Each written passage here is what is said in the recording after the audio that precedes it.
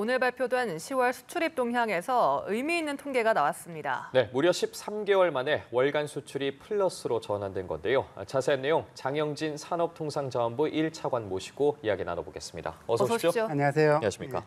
네, 우리 수출이 마이너스에서 플러스 전환 약 1년 만이죠.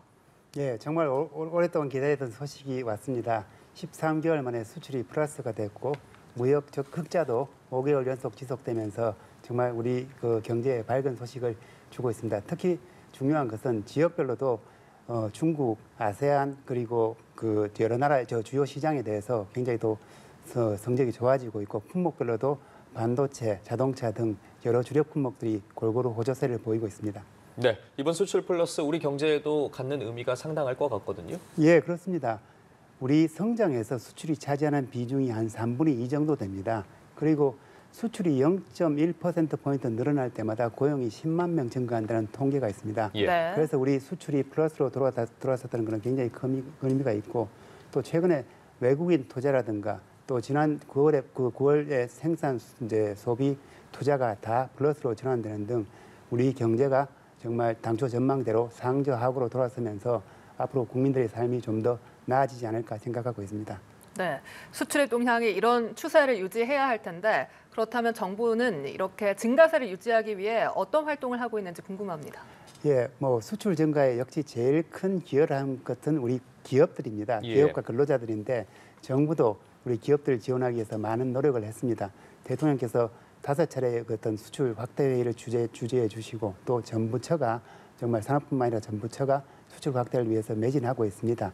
그런 활동을 통해서 정말 앞으로 이런 수출 확대 기조를 좀 이어갈 거고 특히 얼마 전에 대통령께서 중동 순방을 다녀오셨는데 그쪽에서 카타르와 사우디에서 202억 불의 어떤 각종 계약과 MOU를 했고 중동 전체를 보면 한 700억 불 이상의 어떤 수주 성과가 있었습니다. 이런 부분들이 앞으로 수출이 늘어나는데 큰 도움이 될 것 같습니다. 예, 말씀하신 것처럼 수출 증가세가 계속해서 유지했으면 하는데 이 내용도 좀 다뤄봐야 할 것 같습니다. 지난달 20일이었죠. 이 중국이 흑연 수출 통제를 발표했는데 이 흑연이 배터리 핵심 소재지 않습니까? 예, 우리나라 배터리 업계에 좀 영향이 있을 것 같아 보이거든요. 예, 흑연은 우리 정말 배터리의 핵심 소재가 우리가 90% 정도를 중국에 의존하고 있습니다.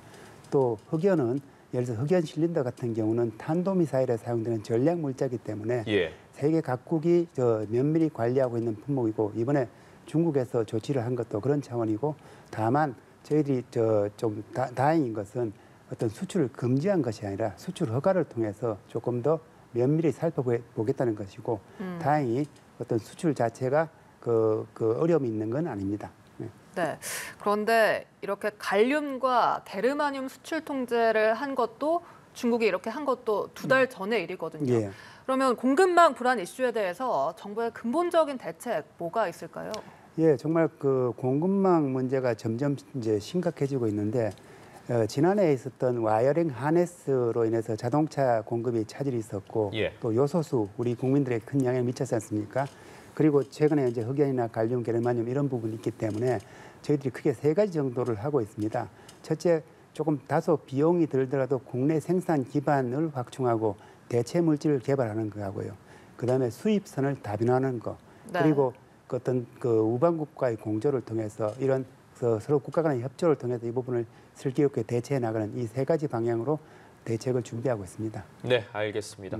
다음으로 중동 지역 관련해서 좀 이야기 나눠보도록 하겠습니다. 이스라엘과 이 하마스 사태가 장기화하고 있는데 여전히 정부는 석유나 가스 등 수급 영향이 없다고 보고 계시는지 궁금하고 또 다른 대응 방안 같은 게 있을까요? 예, 우리가 정말 에너지의 상당 부분을 중동에 의존하기 때문에 중동 상황이 우리 경제에 미치는 영향이 굉장히 큽니다. 예. 그래서 우리가 정말 이스라엘 사태가 났을 때 정말 긴급 대응반을 구성해서 면밀히 살펴보고 있는데 지금까지는 다행스럽게도 어떤 수급이나 가격에 큰 영향을 미치지 않고 있습니다. 다만 어떤 중동 사태가 더 확산되면은 또 유가가 폭등한다는 또 우려도 있기 때문에 저희들이 계속 좀 면밀하게 살펴보고 있습니다. 예. 네. 이렇게 이스라엘 하마스 무력 충돌 와중에도 불구하고 대통령께서는 사우디와 카타르를 국빈 방문했거든요. 이번 방문의 성과와 의의 뭐라고 보시는지요? 예, 이번에 특히 에너지 관련해서도 이번에 저번에 유해하고 합쳐서 한 900만 배럴 정도의 원유 비축 사업을 합의했는데 이런 부분이 에너지 위기에도 굉장히 도움이 됩니다. 근데 근본적으로는 이때까지 우리가 중동의 의미를 산유국 에너지에만 뒀는데 지금 중동이 이제 탈석유에 대비하면서 어떤 신산업이라든가 이런 분에 굉장히 관심을 가지고 있고 그 최적의 파트너로 한국을 원하고 있습니다. 그래서 빈살만 왕세자가 직접 정말 파격적으로 대통령님을 선수 운전해서 모신다든가 카타르 타민 국왕이 또 중동의 관례를 깨고 어떤 부부 동반 만찬을 한다든가 그런 파격적인 그 대우를 하셨고 또 그 결과로 정말 두 개 국가에서 한 202억 불 정도의 각종 계약과 수주가 이어졌습니다. 예. 그리고 지난해 그 빈살만 왕세자 방한 그런 걸 다 하면 700억 불 이상의 성과가 있었는데 특히 이번에 좀 저희들이 눈여겨보는 것은 17척 정도의 그 LNG선 그 수주가 있었는데 LNG선이 우리가 수주하는 것 중에 가장 비싸고 좋습니다. 거기다가 또 추가적인 수주도 기대가 되고 있기 때문에 우리 조선 산업이 정말 세계적인 위치를 굳히는데 굉장히 큰 도움이 될 것 같습니다. 예, 그렇군요. 자, 마지막으로 엑스포 얘기 좀 해보도록 하겠습니다. 이제 개최지 선정 투표가 한 달도 남지 않았는데 경쟁국인 사우디 리야드도 만만치 않아 보이거든요. 예. 판세 어떻게 전망하고 계십니까? 예, 사우디가 정말 2030년이 자기들 그 국가 비전 2030의 마지막 해이기 때문에 정말 국가적인 명운을 걸고 하고 있습니다. 그런데 우리도 못지않게 대통령께서 이 엑스포 유치를 위해서 90개 국가의 정상회담을 했습니다. 예. 그리고 대통령과 그 정부 관료, 기업 다 합쳐서 이때까지 엑스포 홍보를 위해 돌아다닌 거리가 지구 409바퀴. 지난 9월까지 지금은 더 될 겁니다. 네. 그렇게 해서 열심히 했기 때문에 저희들 지금 봐서는 굉장히 좀 박빙으로 생각하고 있습니다. 이제 한 달이 채 안 남았는데 네. 뭐 저희들 이 부분에서 정말 총력 대응을 하고 있고 지금도 총리님과 저희 산업부 장관께서 지금 해외에 나가셔서 지금 유치 활동을 하고 계십니다. 네. 총력전을 다하겠다라고 말씀하셨는데 남은 기간 득표 전략 어떻게 될까요? 득표 전략은 약간 비밀이긴 하지만 연합뉴스에 공개를 하면은 지금 저희들이 사우디가 가지고 있지 않는 강점이 우리의 어떤 산업 협력 분야입니다. 그래서 우리가 유치 활동을 하면서도 산업 기업 최사차 사절단을 같이 모시고 가서 어떤 상호 발전할 수 있는 그런 부분을 강조하니까 굉장히 어떤 반응이 좋았습니다.